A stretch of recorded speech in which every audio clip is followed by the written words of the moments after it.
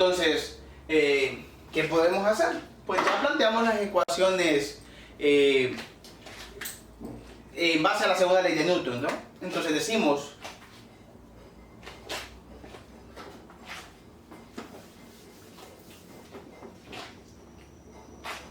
sumatoria de fuerzas radiales va a ser igual al producto de la masa por la aceleración radial, ¿sí?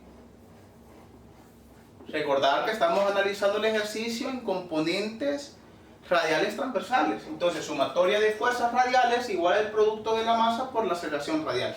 Entonces, veamos, en la línea radial, ¿quiénes están? Entonces solo tenemos a la normal, ¿sí? Entonces es la normal, ¿sí? Entre el coseno de, por el coseno de 26.57 grados. ¿Hay alguna otra fuerza en la línea radial? Pues no, porque la otra fuerza que está interviniendo o está afectando a la condición de movimiento de la partícula solo es la fuerza F, pero esa está en la línea transversal. Entonces en la línea radial solo está la fuerza N. Entonces la normal por el coseno de 26.57 va a ser igual a la masa, y la masa la da, el ejercicio nos decía de que el peso de la partícula era de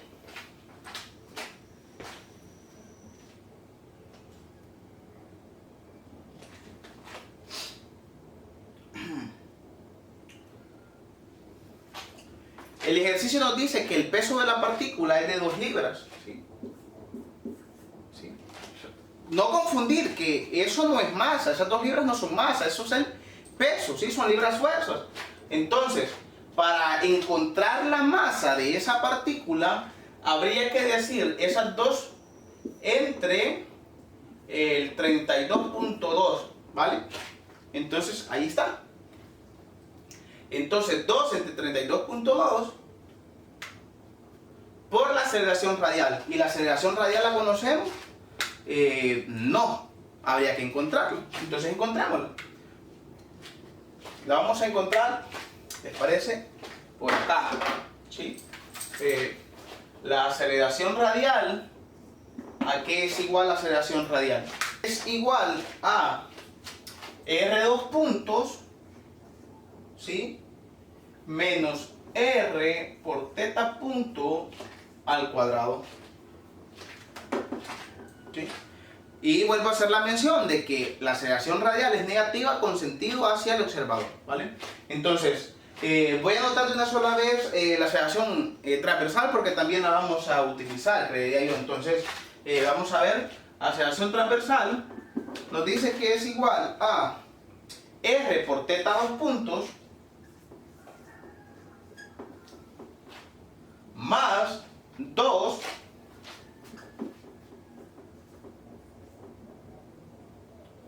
por R punto por teta punto.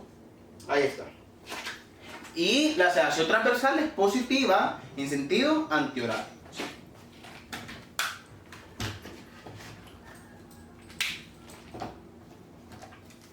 Entonces encontremos a la aceleración radial, ¿sí? La aceleración radial va a ser R2 puntos. ¿Qué es R2 puntos? Pues es la segunda derivada de R respecto de T, no de teta, sino que de T, o sea, del tiempo, ¿sí? Entonces,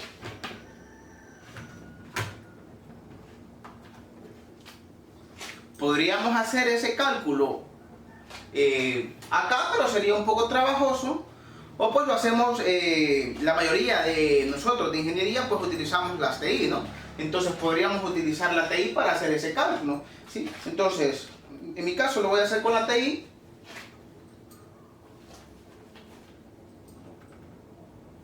Ok, entonces, les muestro cómo lo hago. Lo voy a poner por acá. Lo que le vamos a decir a TI es, le vamos a decir la derivada respecto del tiempo de R, ¿sí? Y R es 2 más el coseno de teta. Pero ojo, yo le estoy preguntando la derivada respecto de t, o sea, tiempo. Y mi r está en término de teta. Entonces, si yo pongo eso así, me va a dar 0, porque me está diciendo, mira, aquí no hay ninguna t. Entonces, esto es constante. Entonces me va a decir 0. Pero prácticamente le tenemos que decirle que teta depende de tiempo, o sea, de t, ¿sí? Entonces ponemos eso así y nos va a dar a r punto, ¿sí? O sea, la primera derivada. Entonces, lo vamos a hacer acá. 2 más el coseno de teta, y yo le digo que depende de t, y me dice que esto es menos el seno de teta por la derivada respecto del tiempo de teta. O sea, esto es teta punto en la convención o en la nomenclatura que nosotros utilizamos, ¿sí? Entonces, pero como nosotros necesitamos r dos puntos, hay que volverle a decir la derivada de respecto del tiempo de esto que me acabas de encontrar, ¿sí? Ahí está. Entonces, r dos puntos, ¿sí? Es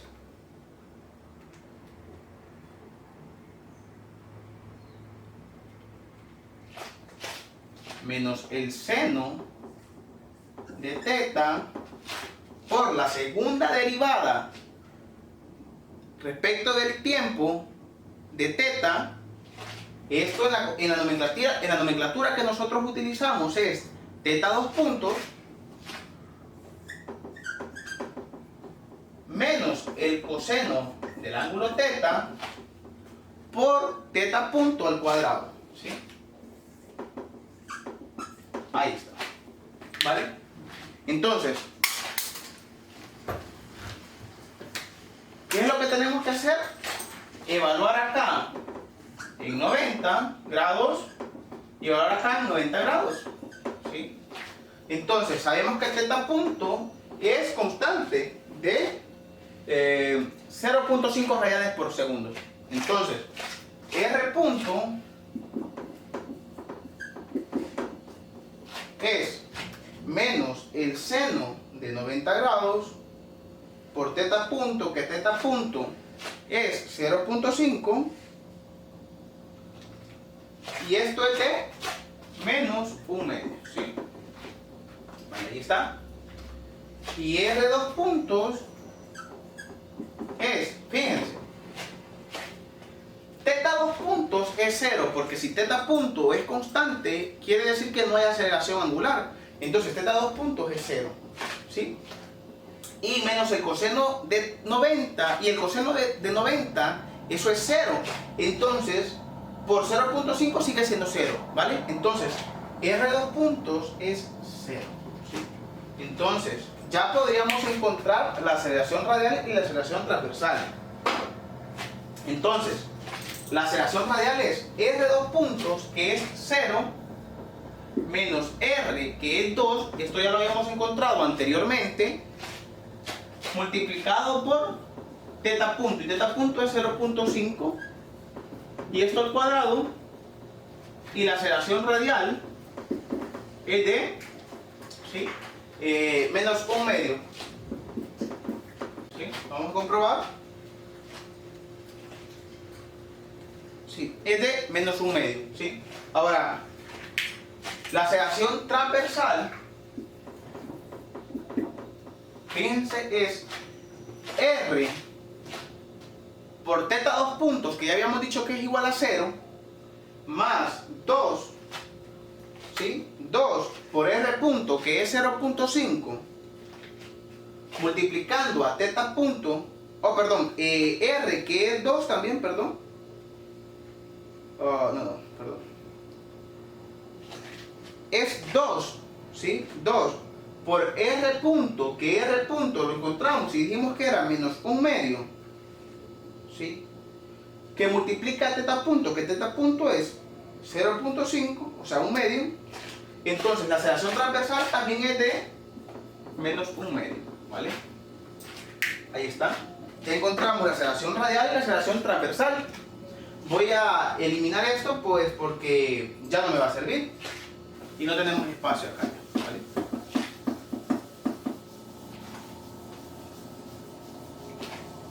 Ahí está. Perdón. Ahí está ya. Entonces, ya encontramos la aceleración radial y la aceleración transversal. Ahí está. Ya podemos continuar con el cálculo. Habíamos dicho la masa por la aceleración radial, ¿sí? Entonces la aceleración radial que la acabamos de encontrar es de menos 1/2, ¿sí? Ahora, ojo, que me estoy fijando de algo.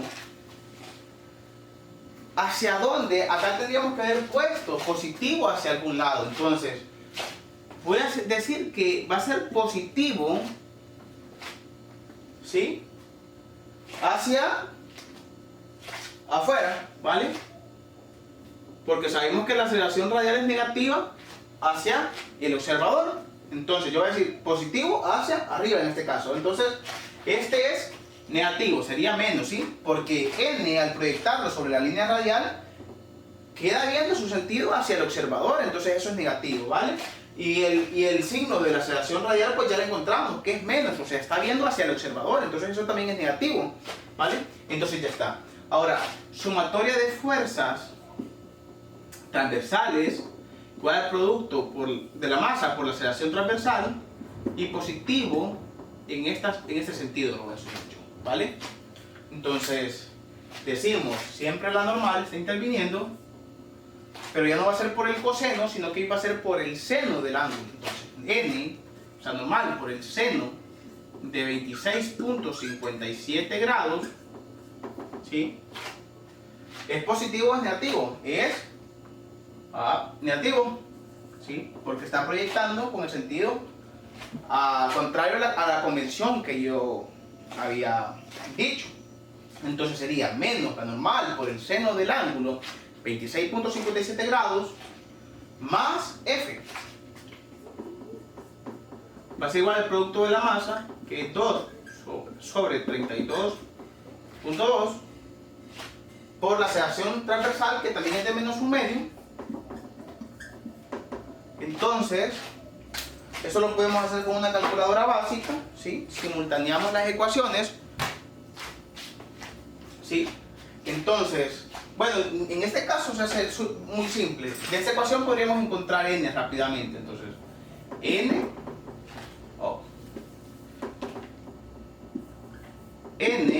es menos...